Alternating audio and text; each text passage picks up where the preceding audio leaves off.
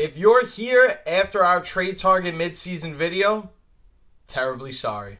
Deep breaths, we got this. But we're about to start week 8. I'm wiping my slate clean. I'm giving you 5 players you need to be adding in your fantasy football leagues for week 8. Roll the intro.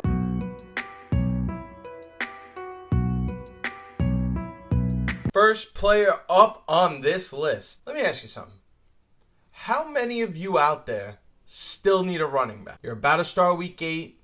That second guy you put out there every week, he ain't really it. If everything I described to you sounds like your problem, you may be entitled to financial compensation. But all jokes aside, you are not entitled to financial compensation because I am not entitled to financial compensation and I'm in the same boat. So with that, first player, Alexander Mattison, running back of the Vegas Raiders. Alexander Mattison may not wow you with his performance and what he does when he touches the ball and what he does afterwards, but what is extremely impressive about Alexander Mattison this season is that his usage and his opportunities only continue to grow by the week, and he's absolutely delivering. Since week 4, Alexander Mattison's workload has continued to increase, and his snap count has gone up from just 35% of the snaps in week 4 to now last week in week 7 against the Rams. Almost 70% of the snaps, Alexander Mattison is on the field. And what's really significant about Alexander Mattison playing 70% of the snaps against the LA Rams last week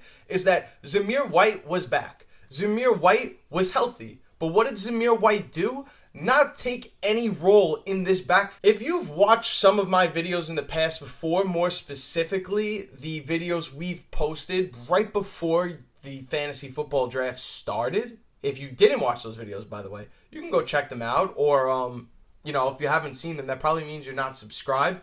I don't know why you wouldn't be subscribed. You should definitely subscribe to the channel. It's free. It costs you nothing. You would know I never advise drafting Zamir White.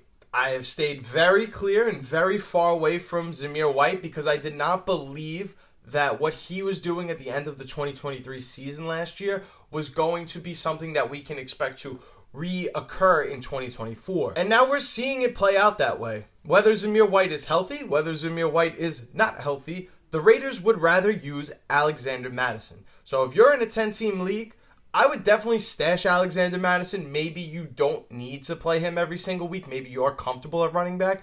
But for anyone that plays in a bigger than a 10-man league, definitely add Alexander Mattison. Definitely use Alexander Mattison because Alexander Mattison could potentially be a low-end RB2 for the rest of the season. The second player on this list, players that we should be adding through the waiver wire in week 8, is none other than Tyler Lockett of the Seattle Seahawks. With the injury news of DK Metcalf, Tyler Lockett, for at least the next 2 weeks or so, is definitely going to see an increase in his role and utilization. And the same can go for other pass catchers like JSN, Noah Fant, and maybe we could even tag on another target or 2 for Ken Walker. But with the idea of increasing Tyler Lockett's usage from just a quality bench piece to now a fringe flex play, this makes Tyler Lockett much more valuable in fantasy. Unfortunately, he couldn't be more valuable this week than Alexander Mattison because Alexander Mattison, if you don't have good running backs, could provide you with a little spot play here and there, whereas Tyler Lockett's only going to spot you for a couple weeks till DK Metcalf comes back. This week in week 8, unfortunately, it is a tough matchup for the Seahawks. They do need a win, so maybe they can pull it out, but they are playing the Buffalo Bills, which is a tough matchup, but following that game, they do play the LA Rams, which is a good matchup. So I would say that take the good with the bad and make sure that you get your hands on Tyler Lockett this week. On to numero tres. And that would be Braelon Allen of the New York Jets, who, although didn't have a very good game and is actually getting his role diminished, we should not be undervaluing what Braelon Allen's potential could be in fantasy, and that's a premier handcuff. If you are in need of a running back, we want Alexander Mattison and prioritize Alexander Mattison because of the volume and the opportunity of him being a spot start and a playable piece in fantasy. Braelon Allen is none of those things, but Braelon Allen, if given the opportunity, could absolutely save your season if you're somebody who truly needs a running back. And if you play in a 10-man league or anything smaller, he's going to ruin a roster spot on your bench. You know, in 12, 14-man leagues, it's very likely that Braelon Allen is already added. But for those that play in smaller leagues, Braelon Allen may be available. Braelon Allen may just take up a roster spot and hold that spot hostage in the entirety of the season.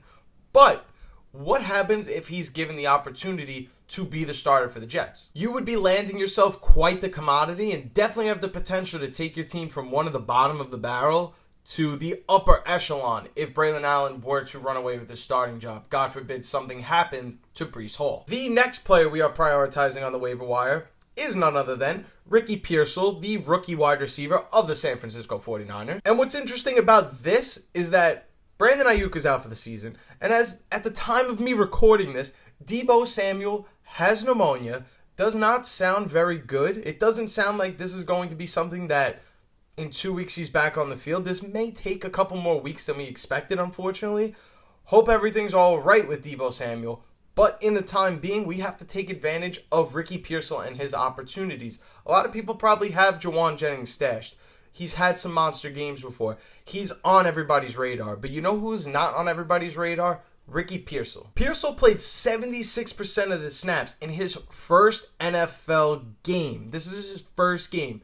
The Niners did not ease him back whatsoever. They put him right out there. They fed him right to the wolves, and they didn't care. And now with no Deebo Samuel, with no Brandon Ayuk, he might get more than 76% of the snaps. And he might get a lot more than the few targets that he was able to grab last week. And I think long-term, long picture, when Deebo Samuel comes back, we're going to see more Ricky Pearsall than we've seen Juwan Jennings. We've seen a lot of Juwan Jennings early on in the season because we did not get to see a healthy Ricky Pearsall, unfortunately. So now that Ricky Pearsall is healthy, he was a first-round pick for this team.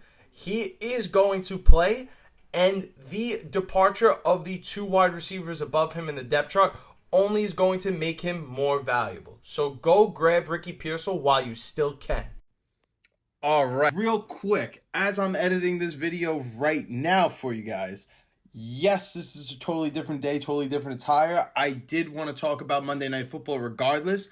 Mike Evans will be out till at least week 11. Chris Godwin out for the season. This is a great time to go pick up Jalen McMillan while you still can. I figured this was a little bit easier to say it as I'm editing the video than me jumping back in, trying to put the same outfit on, and just jump right back in like I was recording.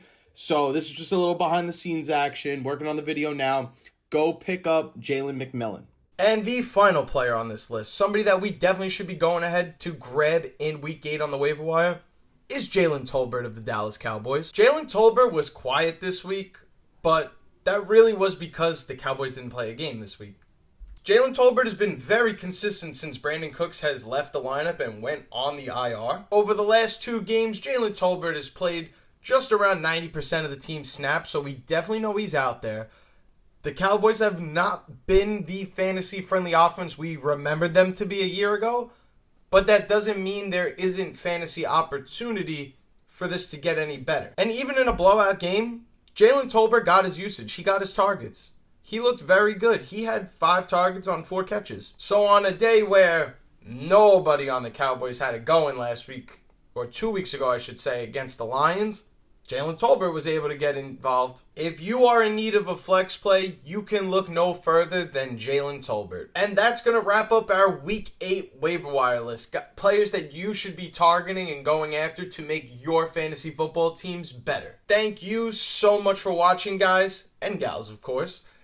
If you're subscribed to the channel, I just want to say thank you so much for your support. I truly appreciate it. It means the absolute world to me. If you are not subscribed and you're watching the video, still want to say thank you.